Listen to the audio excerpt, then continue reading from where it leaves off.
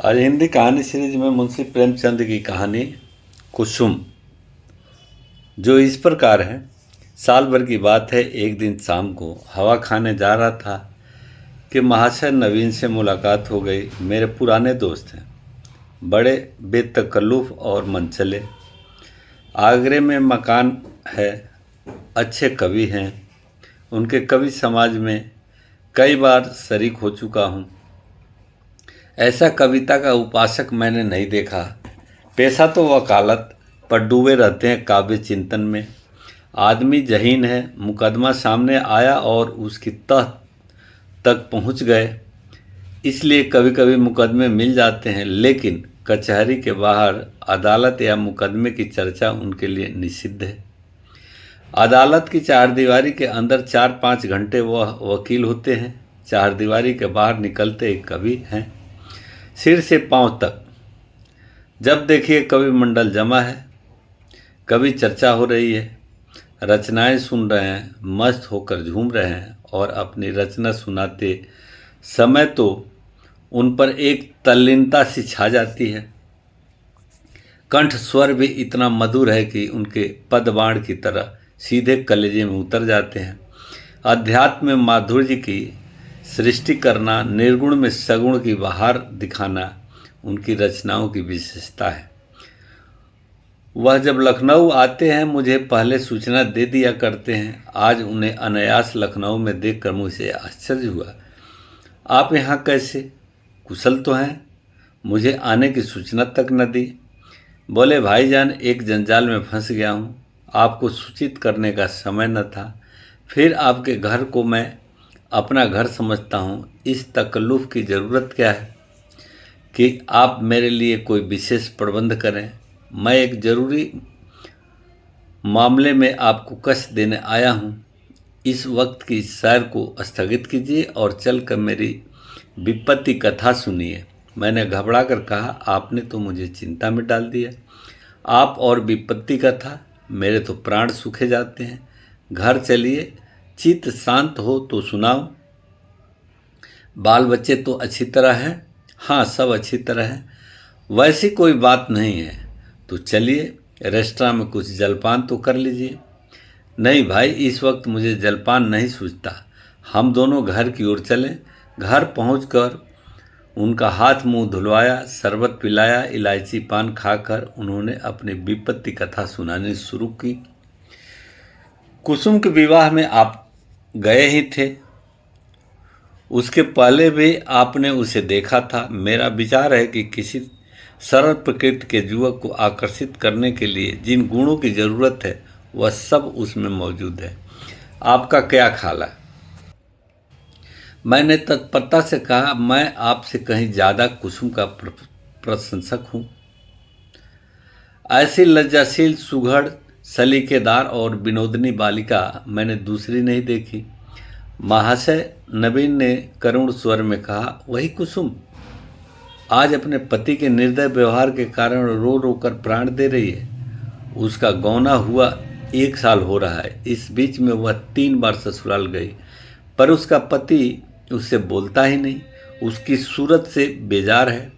मैंने बहुत चाहा कि उसे बुलाकर दोनों में सफाई करा दूं, मगर ना आता है, न मेरे पत्रों का उत्तर देता है। न जाने क्या गांठ पड़ गई है कि उसने इस बेदर्दी से आंखें फेर ली।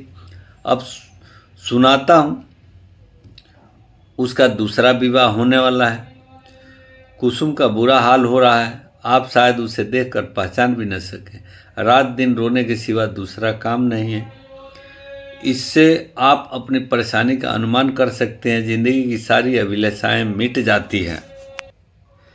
हमें ईश्वर ने पुत्र न दिया, पर हम अपनी कुसुम को पाकर संतुष्ट थे और अपने भाग्य को धन्य मानते थे। उसे कितने लाड प्यार से पाला, कभी उसे फूल की छड़ी से भी न छुआ। उसकी शिक्षा दीक्षा में कोई बात उठा न रखी। उसने बीए नहीं पास किया, लेकिन विचारों की प्रौढ़ता और ज्ञान विस्तार में किसी ऊंचे दर्जे की शिक्षित महिला से कम नहीं। आपने उसके लेख देखे हैं? मेरा ख्याल है बहुत कम देवियां वैसे लेख लिख सकती है। समाज, धर्म, नीति, सभी विषयों में उसके विचार बड़े परिष्कृत हैं, बहस करने में तो वह इतनी पटु है कि मुझे आश्चर्य होता है। गृह प्रबंध में इतनी कुशल कि मेरे घर का प्राय सारा प्रबंध उसी के हाथ में था, किंतु पति की दृष्टि में वह पांव की धूल के बराबर भी नहीं। बार बार पूछता हूँ, तूने उसे कुछ कह दिया है या क्या बात है? आखिर वह क्यों तुमसे इतना उदासीन है? इसके जवाब में रोकर यही कहती है कि मुझसे तो उन्होंने कभी कोई बात ही नहीं की। मेरा विचार है कि पहले ही दिन दोनों में कुछ मनमुटाव हो गया। वह कुसुम के पास आया होगा और उससे कुछ पूछा होगा। उसने मारे शर्म के जवाब न दिया होगा। संभव है उससे 2-4 बातें और भी की हो। कुसुम ने सिर उठाया होगा। आप जानते हैं कि कितनी शर्मिली है। बस पतिदेव रूठ गए होंगे। मैं तो कल्पना ही नहीं कर सकता कि कुसुम जैसी बालिका से कोई पुरुष उदासीन रह सकता है। लेकिन दुर्भाग्य को कोई क्या करे। दुखिया ने पति के नाम कई पत्र लिखे, पर उस निर्दयी ने एक का भी जवाब न दिया। सारी चिट्ठियां लौटा दी। मेरी समझ में नहीं आता कि उस पाषाण हृदय को कैसे पिघलाऊं। मैं अब खुद तो उसे कुछ लिख नहीं सकता। आप ही कुसुम की प्राण रक्षा करें, नहीं तो शीघ्र ही उसके जीवन का अंत हो जाएगा और उसके साथ हम दोनों प्राणी भी सिधार जाएंगे। उसकी व्यथा अब नहीं देखी जाती। नवीन जी की आंखें सजल हो गई। मुझे भी अत्यंत क्षोभ हुआ। उनने तसल्ली देता हुआ बोला, आप इतने दिनों इस चिंता में पड़े रहे, मुझसे पहले ही क्यों नहीं कहा?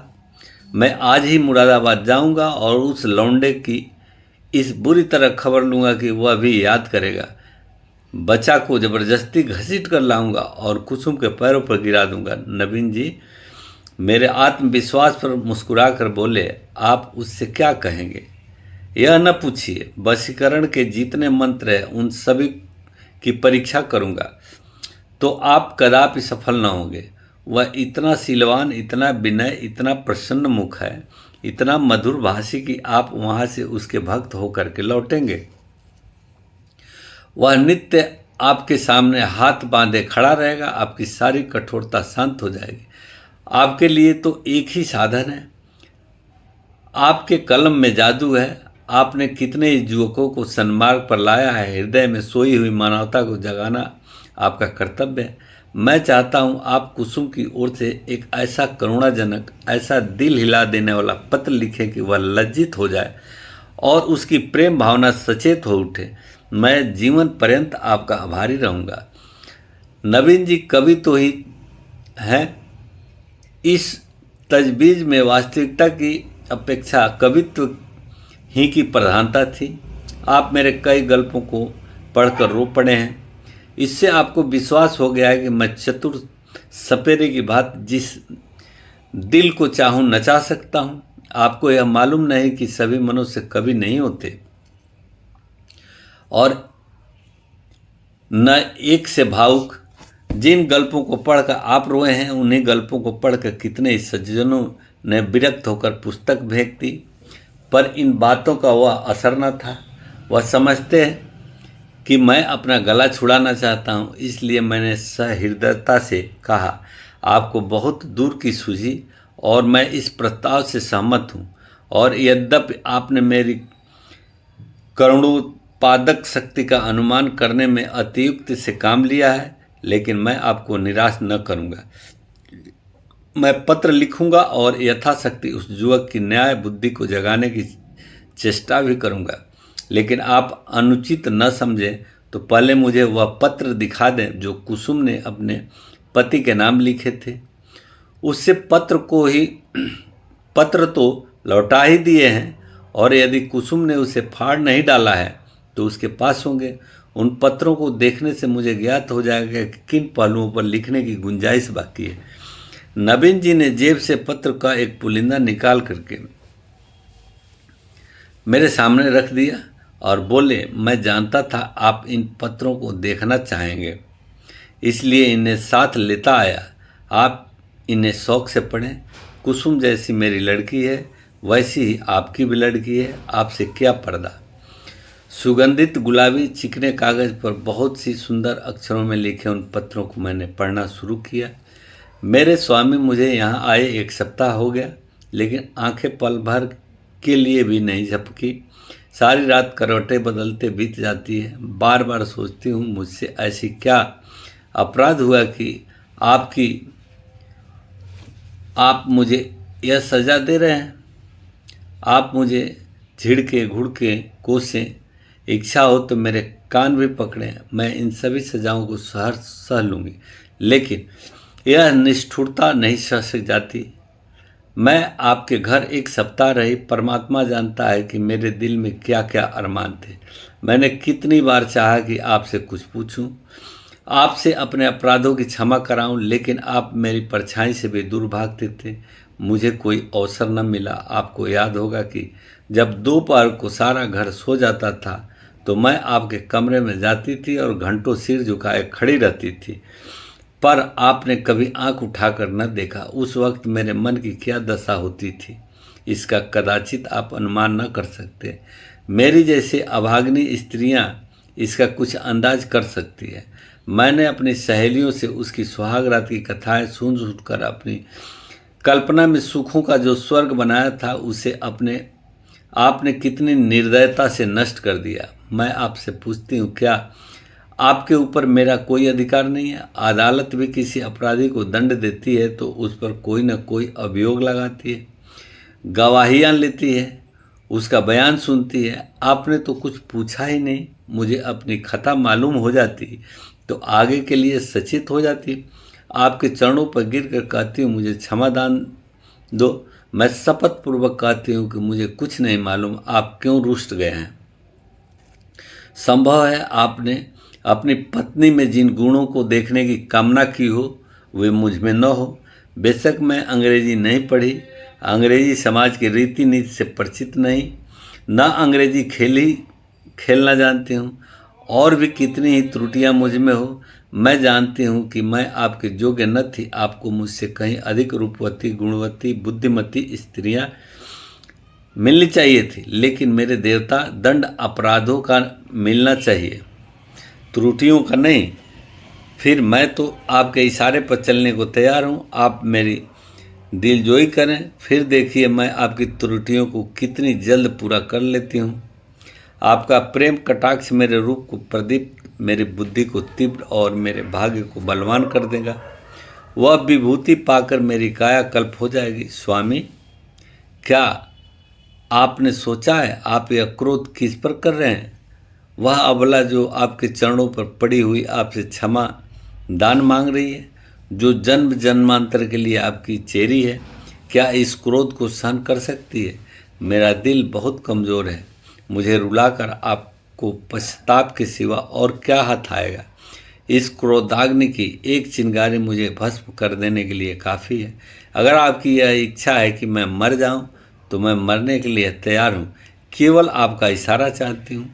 अगर मरने से आपका चित्त प्रसन्न हो तो मैं बड़े हर्ष से अपने को आपके चरणों पर समर्पित कर दूंगी। मगर इतना कहे बिना नहीं रहा जाता कि मुझ में 100 ऐब हो, पर एक गुण भी है। मुझे दावा है कि आपकी जितनी सेवा मैं कर सकती हूँ उतनी कोई दूसरी स्त्री नहीं कर सकती। आप विद्वान हैं, उदार हैं, मनोविज्ञान के पंडित हैं। आपकी लौंडी आपके सामने खड़ी दया की भीख मांग रही है, क्या उसे द्वार से ठुकरा दीजिएगा? आपकी अपराधनी कुसुम। यह पढ़ करके मुझे रोमांच हो आया। यह बात मेरे लिए असह्य थी कि कोई स्त्री अपने पति की इतनी खुशामद करने पर मजबूर हो जाए। पुरुष अगर स्त्री से उदासीन रह सकता है तो स्त्री उसे क्यों नहीं ठुकरा सकती? वह दुष्ट समझता है कि विवाह ने एक स्त्री को उसका गुलाम बना दिया है। वह उस अबला पर जितना अत्याचार चाहे करे, कोई उसका हाथ नहीं पकड़ सकता, कोई चूं भी नहीं कर सकता। पुरुष अपनी दूसरी, तीसरी, चौथी शादी कर सकता है। स्त्री से कोई संबंध न रखकर भी उस पर उसी कठोरता से शासन कर सकता है। वह जानता है कि स्त्री कुल मर्यादा के बंधनों में जकड़ी हुई है। उसे रो करके मर जाने के सिवा और कोई उपाय नहीं है। अगर उसे भय होता कि औरत भी उसकी ईंट का जवाब पत्थर से नहीं, ईंट से भी नहीं, केवल थप्पड़ से दे सकती है, तो उसे कभी इस बदमिजाजी का साहस न होता। बेचारी स्त्री कितनी विवश है। शायद मैं कुसुम की जगह होता तो इस निष्ठुरता का जवाब इसकी 10 गुनी कठोरता से देता, उसकी छाती पर मूंग दलता, संसार के हंसने की जरा भी चिंता न करता। समाज अबलाओं पर इतना जुल्म देख सकता है और छू तक नहीं करता। इसके रोने या हंसने की मुझे जरा भी परवाह न होती। अरे अभागे युवक, तुझे खबर नहीं तू अपने भविष्य के गर्दन पर कितनी बेदर्दी से छुरी फेर रहा है। यह वह समय है जब पुरुष को अपने प्रणय भंडार से स्त्री के माता पिता, भाई बहन, सखी, सहेलियां सभी के प्रेम की पूर्ति करनी पड़ती है। अगर पुरुष में यह सामर्थ्य नहीं है तो स्त्री की क्षुधित आत्मा को कैसे संतुष्ट रख सकेगा। परिणाम वही होगा जो बहुधा होता है, अबला कुड़ कुड़ कर मर जाती है। यही वह समय है जिसकी स्मृति जीवन में सदैव के लिए मिठास पैदा कर देती है। स्त्री की प्रेम सुधा इतनी तीव्र होती है कि वह पति का स्नेह पाकर अपना जीवन सफल समझती है और इस प्रेम के आधार पर वह जीवन के सारे कष्टों को हंस खेल कर सह लेती है। यही वह समय है जब हृदय में प्रेम का बसंत आता है और उसमें नई नई आशा कोपले निकलने लगती है। ऐसा कौन निर्दयी है जो इस ऋतु में उस वृक्ष पर कुल्हाड़ी चलाएगा। यही वह समय है जब शिकारी किसी पक्षी को उसके बसेरे से लाकर पिंजरे में बंद कर देता है। क्या वह उसकी गर्दन पर छुरी चलाकर उसका मधुर गान सुनने की आशा रखता है। मैंने दूसरा पत्र पढ़ना शुरू किया। मेरे जीवन धान 2 सप्ताह जवाब की प्रतीक्षा करने के बाद आज फिर यही उलाहना देने बैठी हूँ। जब मैंने यह पत्र लिखा था तो मेरा मन गवाही दे रहा था कि उसका उत्तर जरूर आएगा। आशा के विरुद्ध आशा लगाए हुए थी। मेरा मन अब भी इसे स्वीकार नहीं करता कि जानबूझकर उसका उत्तर नहीं दिया। कदाचित आपको अवकाश नहीं मिला होगा या ईश्वर न करे कहीं आप अस्वस्थ तो नहीं हो गए। किससे पूछूं, इस विचार से ही मेरा हृदय कांप रहा है। मेरी ईश्वर से यही प्रार्थना है कि आप प्रसन्न और स्वस्थ हो। पत्र मुझे न लिखें, न सही, रोकर चुप तो ही हो जाऊंगी। आपको ईश्वर का वास्ता है, अगर आपको किसी प्रकार का कष्ट हो तो मुझे तुरंत पत्र लिखिए। मैं किसी को साथ लेकर आ जाऊंगी। मर्यादा और परिपाटी के बंधनों से मेरा जी घबराता है। ऐसी दशा में भी यदि आप मुझे अपनी सेवा से वंचित रखते हैं तो आप मुझसे मेरा वह अधिकार छीन रहे हैं जो मेरे जीवन की सबसे मूल्यवान वस्तु है।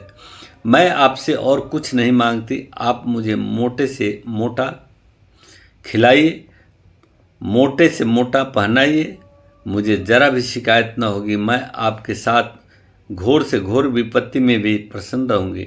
मुझे आभूषणों की लालसा नहीं, महल में रहने की लालसा नहीं, सैर तमाशे की लालसा नहीं, धान बटोरने की लालसा नहीं। मेरे जीवन का उद्देश्य केवल आपकी सेवा करना है।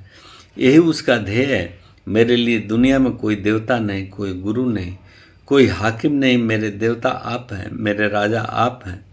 मुझे आपने चरणों से न हटाइए, मुझे ठुकराइए नहीं। मैं सेवा और प्रेम के फूल के लिए कर्तव्य और व्रत की भेंट अंचल से सजाए आपकी सेवा में आई हूँ। मुझे इस भेंट को, इन फूलों को अपने चरणों पर रखने दीजिए। उपासक का काम तो पूजा करना है। देवता उसकी पूजा स्वीकार करता है या नहीं, यह सोचना उसका धर्म नहीं। मेरे सिरताज, शायद आपको पता नहीं आजकल मेरी क्या दशा है। यदि मालूम होता तो आप इस निष्ठुरता का व्यवहार न करते। आप पुरुष हैं, आपके हृदय में दया है, सहानुभूति है, उदारता है। मैं विश्वास नहीं कर सकती कि आप मुझ जैसी नाचीज पर क्रोध कर सकते हैं। मैं आपकी दया के योग्य हूँ। कितनी दुर्बल, कितनी अपंग, कितनी बेजबान। आप सूर्य हैं, मैं अणु हूँ। आप अग्नि हैं, मैं तृण हूँ। आप राजा हैं, मैं भिखारिन हूँ। क्रोध तो बराबर वालों पर करना चाहिए। मैं भला आपके क्रोध का आघात कैसे सह सकती हूँ। अगर आप समझते हैं कि मैं आपकी सेवा के योग्य नहीं हूँ तो मुझे अपने हाथों से विष का प्याला दे दीजिए। मैं उसे सुधा समझकर सिर और आंखों से लगाऊंगी और आंखें बंद करके पी जाऊंगी। जब जीवन आपकी भेंट हो गया तो आप मारे या जिलाएं, यह आपकी इच्छा है। मुझे यही संतोष काफ़ी है कि मेरी मृत्यु से आप निश्चिंत हो गए। मैं तो इतना ही जानती हूँ कि मैं आपकी हूँ और सदैव आपकी रहूँगी, इस जीवन में ही नहीं बल्कि अनंत तक। अभागिनी कुसुम। यह पत्र पढ़कर मुझे कुसुम पर भी झुंझलाहट आने लगी और उस लौंडे से घृणा हो गई। माना तुम स्त्री हो, आजकल के प्रथानुसार पुरुष को तुम्हारे ऊपर हर तरह का अधिकार है, लेकिन नम्रता की भी तो कोई सीमा होती है। तो उसे भी चाहिए कि उसकी बात न पूछे। स्त्रियों को धर्म और त्याग का पाठ पढ़ा पढ़ा कर हमने उसके आत्मसम्मान और आत्मविश्वास दोनों ही का अंत कर दिया है। अगर पुरुष स्त्री का मुहताज नहीं तो स्त्री भी पुरुष की मुहताज क्यों है? ईश्वर ने पुरुष को हाथ दिए हैं तो क्या स्त्री को उससे वंचित रखा है? पुरुष के पास बुद्धि है तो क्या स्त्री अबोधा है? इसी नम्रता ने तो मर्दों का मिजाज आसमान पर पहुंचा दिया है। पुरुष रूठ गया तो स्त्री के लिए मानो प्रलय आ गया। मैं तो समझता हूँ कुसुम नहीं, उसका अभागा पति ही दया के योग्य है, जो कुसुम जैसी स्त्री की कद्र नहीं कर सकता। मुझे ऐसा संदेह होने लगा कि इस लौंडे ने कोई दूसरी रोग पाल रखा है, किसी शिकारी के रंगीन जाल में फंसा हुआ है। खैर, मैंने तीसरा पत्र खोला। प्रियतम, अब मुझे मालूम हो गया कि मेरी जिंदगी निरुद्देश्य है। जिस फूल को देखने वाला चुनने वाला कोई नहीं, वह खिले तो क्यों? क्या इसलिए कि मुरझाकर जमीन पर गिर पड़े और पैरों से कुचल दिया जाए? मैं आपके घर में 1 महीना रहकर दोबारा आई हूँ। ससुर जी ही ने मुझे बुलाया, ससुर जी ही ने मुझे विदा कर दिया। इतने दिनों में आपने एक बार भी मुझे दर्शन न दिए। आप दिन में 20 ही बार घर में आते थे, अपने भाई बहनों से हंसते बोलते थे या मित्रों के साथ सैर तमाशे देखते थे, लेकिन मेरे पास आने की आपने कसम खा ली थी। मैंने कितनी बार आपके पास संदेश भेजे, कितना अनुनय विनय किया, कितनी बार बेशर्मी करके आपके कमरे में गए, लेकिन आपने कभी मुझे आंख उठाकर भी न देखा। मैं तो कल्पना ही नहीं कर सकती कि कोई प्राणी इतना हृदयहीन हो सकता है। प्रेम के योग्य नहीं, विश्वास के योग्य नहीं, सेवा करने के भी योग्य नहीं, तो क्या दया के भी योग्य नहीं? मैंने उस दिन कितनी मेहनत और प्रेम से आपके लिए रसगुल्ले बनाए थे, आपने उन्हें हाथ से छुआ भी नहीं। जब आप मुझसे इतने विरक्त हैं तो मेरी समझ में नहीं आता कि जी कर क्या करूं। न जाने यह कौन सी आशा है जो मुझे जीवित रखे हुए है। क्या अंधेर है कि आप सजा तो देते हैं पर अपराध नहीं बतलाते? यह कौन सी नीति है? आपको ज्ञात है कि इस 1 मास में मैंने मुश्किल से 10 दिन आपके घर में भोजन किया होगा। मैं इतनी कमज़ोर हो गई हूँ कि चलती हूँ तो आँखों के सामने अंधेरा छा जाता है। आँखों में जैसे ज्योति ही नहीं रही, हृदय में मानो रक्त का संचालन ही नहीं हो रहा। खैर, सता लीजिए जितना जी चाहे, इस अनीति का अंत भी एक दिन हो ही जाएगा। अब तो मृत्यु ही पर सारी आशाएं टिकी हुई है। अब मुझे प्रतीत हो रहा है कि मेरे मरने की खबर पाकर आप उछलेंगे और हल्की सांस लेंगे। आपकी आंखों से आंसू की एक बूंद भी न गिरेगी। पर यह आपका दोष नहीं, मेरा दुर्भाग्य है। उस जन्म में मैंने कोई बुरा पाप किया था। मैं चाहती हूँ कि मैं भी आपकी परवाह न करूँ, आप ही की भांति आपसे आंखें फेर लूँ, मुंह फेर लूँ, दिल फेर लूँ, लेकिन न जाने क्यों मुझ में वह शक्ति नहीं है। क्या लता वृक्ष की भांति खड़ी रह सकती है? वृक्ष के लिए किसी सहारे की जरूरत नहीं। लता में वह शक्ति कहाँ से लाए?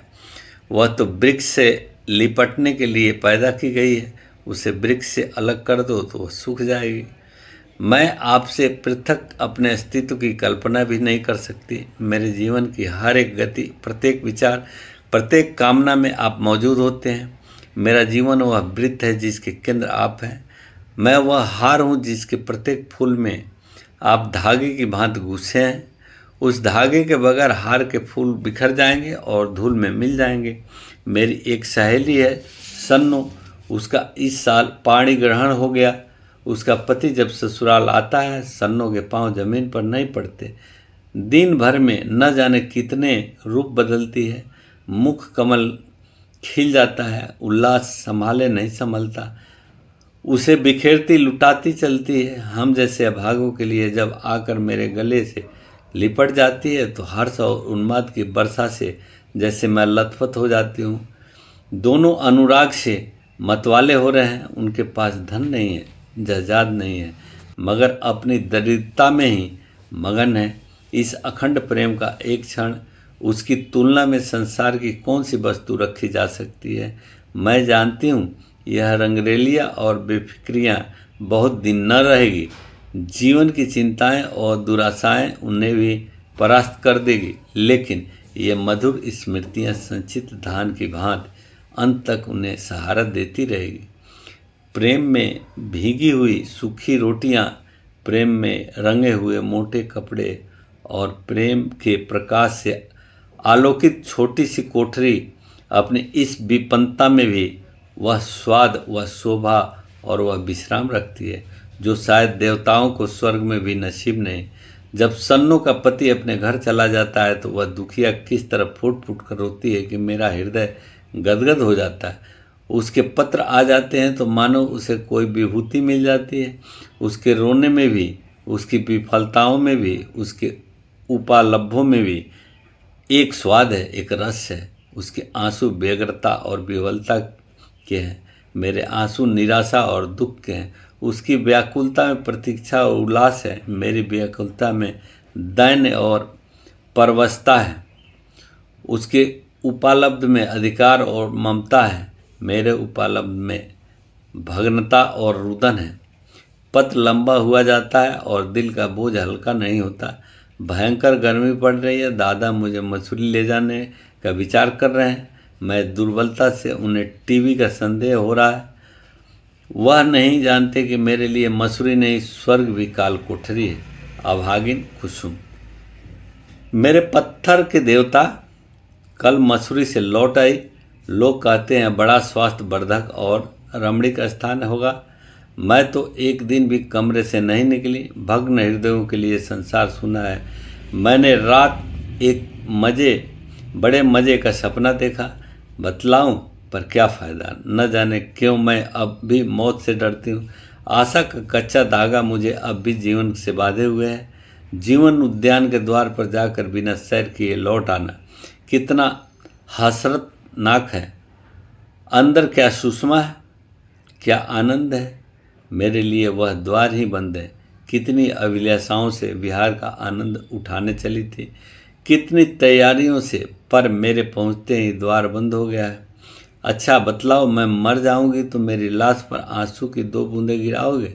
जिसकी जिंदगी भर की जिम्मेदारी ली थी, जिसकी सदैव के लिए बाह पकड़ी थी, क्या उसके साथ इतनी भी उदारता न करोगे? मरने वालों के अपराध सभी क्षमा कर दिए जाते हैं, तुम भी क्षमा कर देना।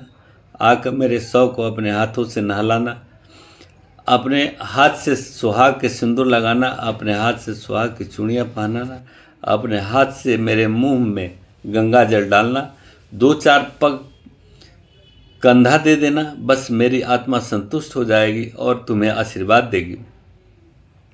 मैं वचन देती हूँ कि मालकिन के दरबार में तुम्हारा यश गाऊंगी। क्या यह भी महंगा सौदा है? इतने से शिष्टाचार से तुम अपनी सारी जिम्मेदारियों से मुक्त हुए जाते हो। मुझे विश्वास होता है कि तुम इतना शिष्टाचार करोगे तो मैं कितनी खुशी से मौत का स्वागत करती। लेकिन मैं तुम्हारे साथ अन्याय न करूँगी। तुम कितने ही निष्ठुर हो, इतने निर्दयी नहीं हो सकते। मैं जानती हूँ तुम यह समाचार पाते ही आओगे और शायद एक क्षण के लिए मेरी शोक मृत्यु पर तुम्हारी आंखें रो पड़े। कहीं मैं अपने जीवन में वह शुभ अवसर देख सकती। अच्छा, क्या मैं एक प्रश्न पूछ सकती हूँ? नाराज न होना। क्या मेरी जगह किसी और सौभाग्यवती ने ले ली है? तो अगर ऐसा है तो बधाई।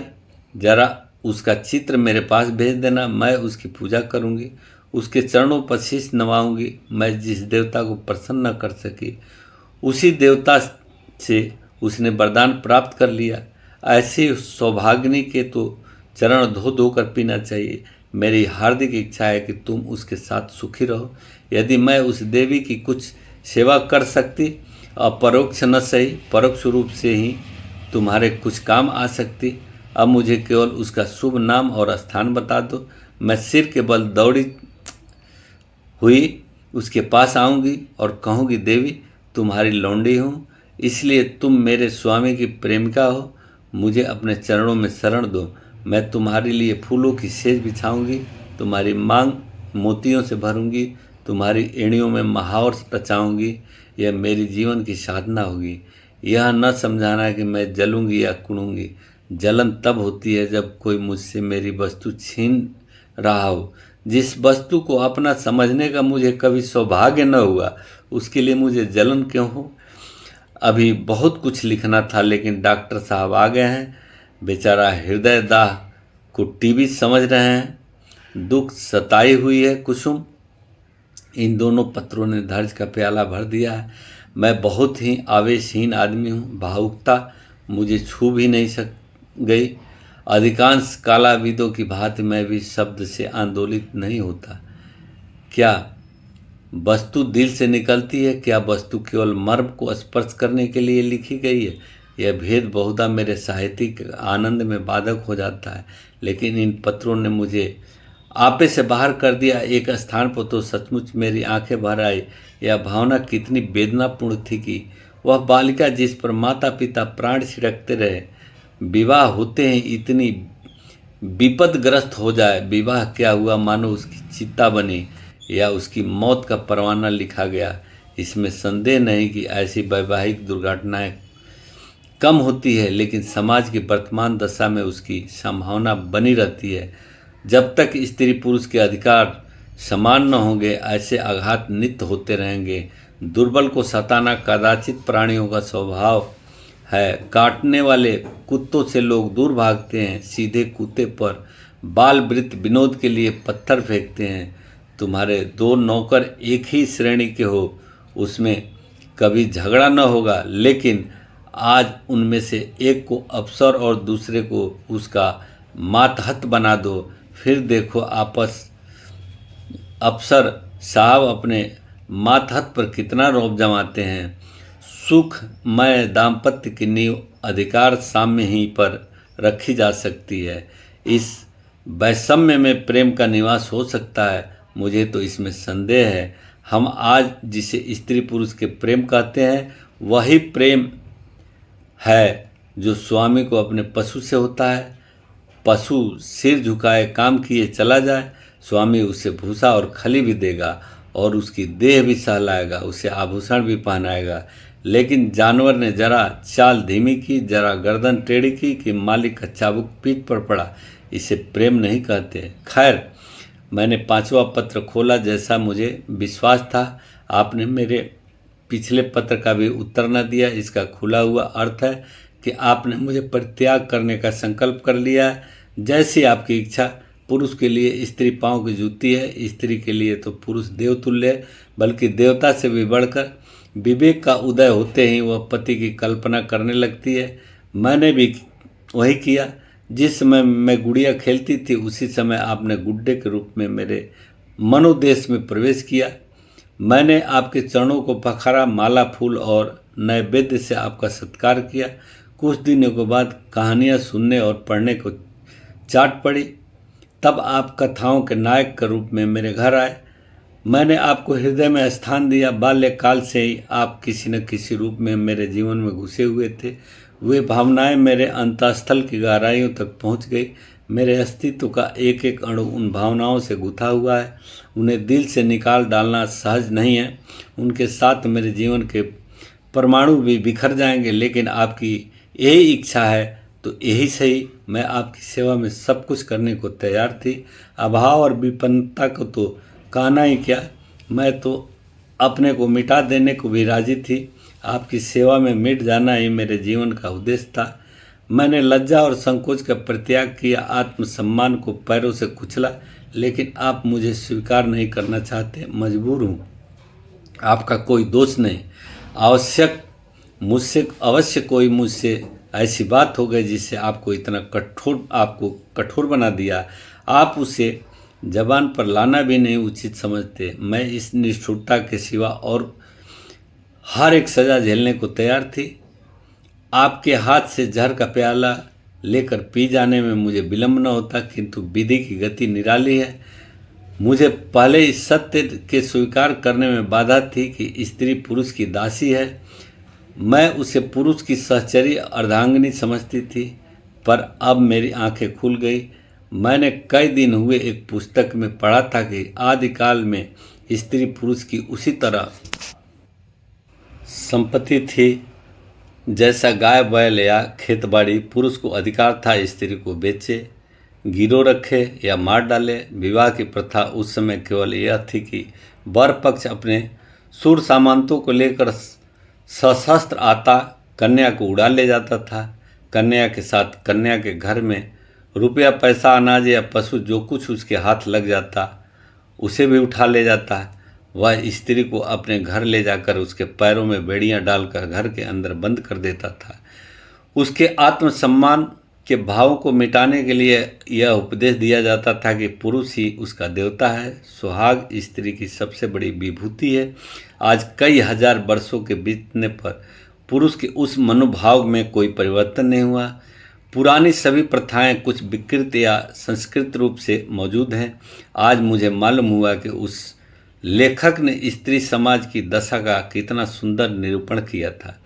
अब आपसे मेरा सविनय अनुरोध है और यही अंतिम अनुरोध है कि आप मेरे पत्रों को लौटा दें। आपके दिए हुए गहने और कपड़े अब मेरे किसी काम के नहीं। इन्हें अपने पास रखने का मुझे कोई अधिकार नहीं। आप जिस समय चाहें वापस मंगवा लें। मैंने उन्हें एक पेटारी में बंद करके अलग रख दिया है। उसकी सूची भी वहीं रखी हुई है, मिला लीजिएगा। आज से आप मेरी ज़बान या कलम से कोई शिकायत न सुनेंगे। इस भ्रम को भूलकर दिल में स्थान न दीजिएगा कि मैं आपसे बेवफाई या विश्वासघात करूंगी। मैं इसी घर में कूड़ कूड़ कर मर जाऊंगी, पर आपकी ओर से मेरा मन कभी मैला न होगा। मैं जिस जलवायु में पली हूँ उसका मूल तत्व है पति में श्रद्धा। ईर्ष्या या जलन भी उस भावना को मेरे दिल से नहीं निकाल सकती। मैं आपकी कुल मर्यादा की रक्षिका हूँ। उस अमानत में जीते जी खयानत न करूँगी। अगर मेरे बस में होता तो मैं उससे भी वापस कर देती, लेकिन यहाँ मैं भी मजबूर हूँ और आप भी मजबूर हैं। ईश्वर से यही विनती है कि आप जहाँ रहें कुशल से रहें। जीवन में मुझे सबसे कटु अनुभव जो हुआ वह यही कि नारी जीवन अधम है। अपने लिए, अपने माता पिता के लिए, अपने पति के लिए उसकी कदर न माता के घर में है न पिता के घर में। मेरा घर शोकागार बना हुआ है। अम्मा रो रही है, दादा रो रहे हैं, कुटुंब के लोग रो रहे हैं। एक मेरी जात से लोगों को कितनी मानसिक वेदना हो रही है। कदाचित वे सोचते होंगे यह कन्या कुल में न आती तो अच्छा होता, मगर सारी दुनिया एक तरफ हो जाए आपके ऊपर विजय नहीं पा सकती। आप मेरे प्रभु हैं, आपका फैसला अटल है। उसकी कहीं अपील नहीं, कहीं फरियाद नहीं। खैर, आज से यह कांड समाप्त हुआ। अब मैं हूँ और मेरा दलित भग्न हृदय। हसरत यही है कि आपकी कुछ सेवा न कर सकी। अभागिनी कुसुम। मालूम नहीं मैं कितनी देर तक मुख वेदना की दशा में बैठा रहा कि महाशय नवीन बोले, आपने इन पत्रों को पढ़कर क्या निश्चय किया? मैंने रोते हुए हृदय से कहा, अगर इन पत्रों ने उस नर पिशाच के दिल पर कोई असर न किया तो मेरा पत्र भला क्या असर करेगा? इससे अधिक करुणा और वेदना मेरी शक्ति के बाहर है। ऐसा कौन सा धार्मिक भाव है जिसे इन पत्रों में स्पर्श न किया गया हो? दया, लज्जा, तिरस्कार, न्याय, मेरे विचार में तो कुसुम ने कोई पहलू नहीं छोड़ा। मेरे लिए अब यही अंतिम उपाय है कि उस शैतान को सिर पर सवार हो जाऊं और उससे मुंह दर मुंह बातें करके इस समस्या की तह तक पहुंचने की चेष्टा करूं। अगर उसने मुझे कोई संतोषप्रद उत्तर न दिया तो मैं उसका और अपना खून एक कर दूंगा। या तो मुझी को फांसी होगी या वहीं काले पानी जाएगा। कुसुम ने जिस धैर्य और साहस से काम लिया वह सराहनीय है। आप उसे सांत्वना दीजिएगा। मैं आज रात की गाड़ी से मुरादाबाद जाऊंगा और परसों तक जैसी कुछ परिस्थिति होगी उसकी आपको सूचना दूंगा। मुझे तो यह कोई चरित्राहीन और बुद्धिहीन युवक मालूम होता है। मैं उस बहक में जाने क्या क्या बकता रहा। इसके बाद हम दोनों भोजन करके स्टेशन चले। वह आगरे गए, मैं मुरादाबाद का रास्ता लिया। उसके प्राण अब भी सूखे जाते थे कि क्रोध के आवेश में कोई पागलपन न कर बैठूं।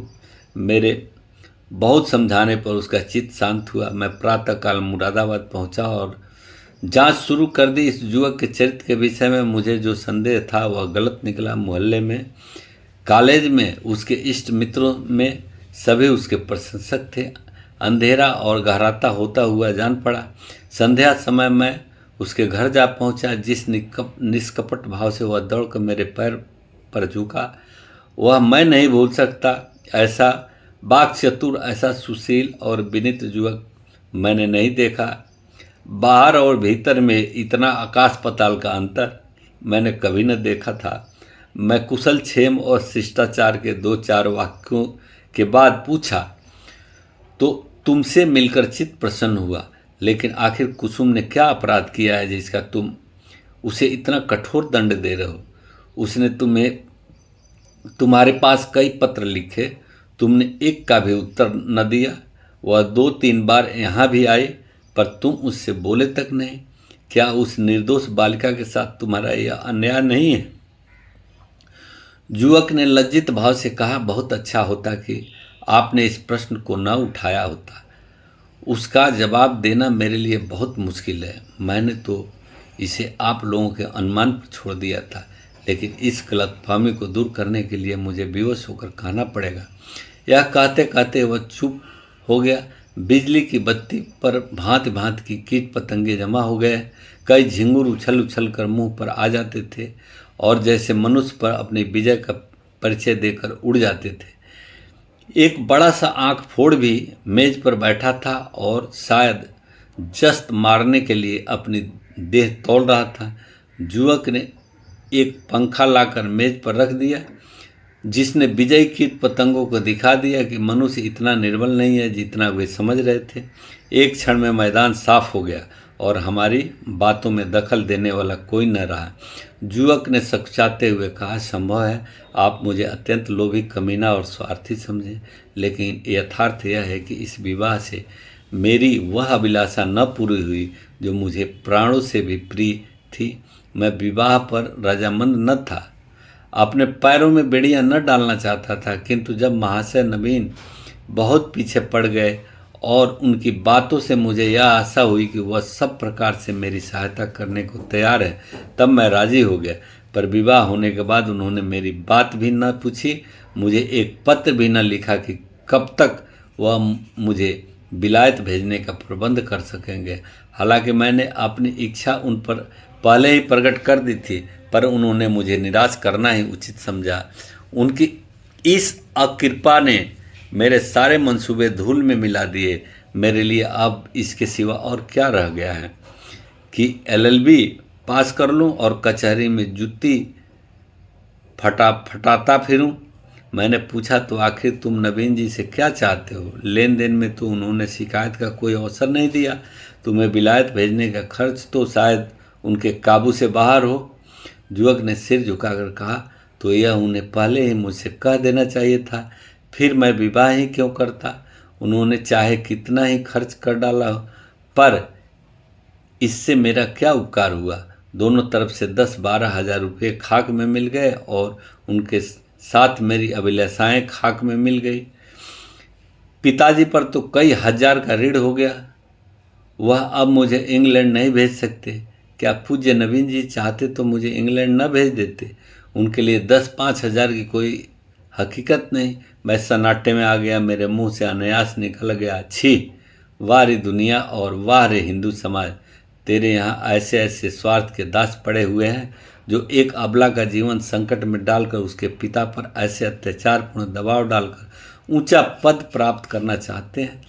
विद्यार्जन के लिए विदेश जाना बुरा नहीं, ईश्वर सामर्थ्य दे तो शौक से जाओ, किंतु पत्नी का परित्याग करके ससुर पर इतना भार रखना निर्लजता की पराकाष्ठा है।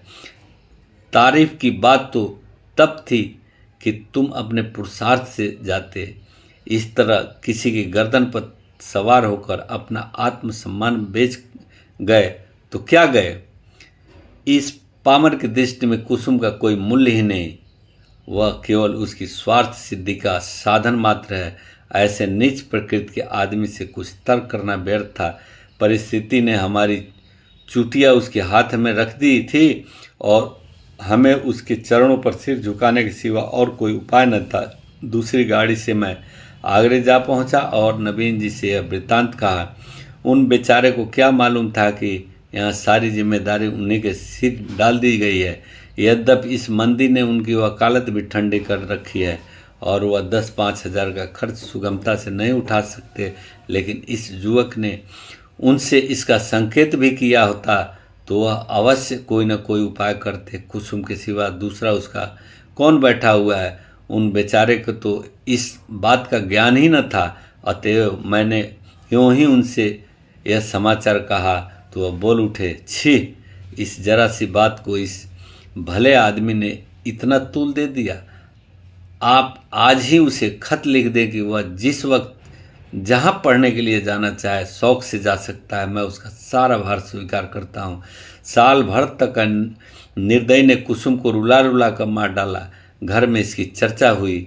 कुसुम ने भी माँ से सुना। मालूम हुआ 1000 का चेक उसके पति के नाम भेजा जा रहा है, पर इस तरह जैसे किसी संकट का मोचन करने के लिए अनुष्ठान किया जा रहा हो।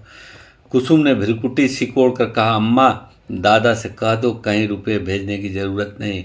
माता ने विस्मित होकर बालिका की ओर देखा। कैसे रुपये? अच्छा, वाह, क्यों, इसमें क्या हर्ज है?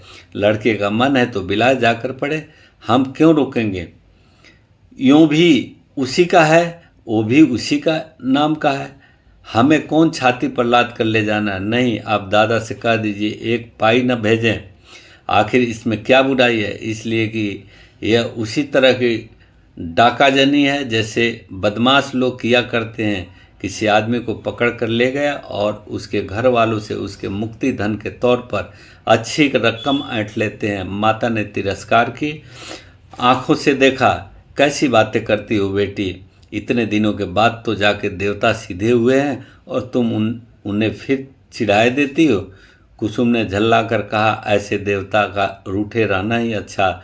जो आदमी इतना स्वार्थी, इतना दम्भी, इतना नीच, उसके साथ मेरा निर्वाह न होगा। मैं कह देती हूँ, वहाँ रुपये गए तो मैं जहर खा लूँगी। इसे दिल्लगी न समझना। मैं ऐसे आदमी का मुंह भी नहीं देखना चाहती। दादा से कह देना, और अगर तुम्हें डर लगता हो तो मैं खुद कह दूँ। मैं स्वतंत्र रहने का निश्चय कर लिया है। माँ ने देखा लड़की का मुखमंडल आरक्त हो गया। मानो इस प्रश्न पर वह कुछ न कहना चाहती न सुनना। दूसरे दिन नवीन जी ने यह हाल मुझसे कहा तो मैं एक आत्मस्मृत विस्मृत की दशा में दौड़ा हुआ गया और कुसुम को गले लगा लिया। मैं नारियों में ऐसा ही स्वाभिमान देखना चाहता हूँ। कुसुम ने वह कर दिखाया जो मेरे मन में था और जिसे प्रकट करने का साहस मुझ में न था। साल भर हो गया, कुसुम ने पति के पास एक पत्र भी नहीं लिखा और न उसका जिक्र ही करती है। नवीन जी ने कई बार जमाई को मना लाने की इच्छा प्रकट की, पर कुसुम उसका नाम भी सुनना नहीं चाहती। उसमें स्वावलंबन की ऐसी दृढ़ता आ गई कि आश्चर्य होता है। उसके मुख पर निराशा और वेदना के पीलेपन और तेजहीनता की जगह स्वाभिमान और स्वतंत्रता की लाली और तेजस्विता भासित हो गई।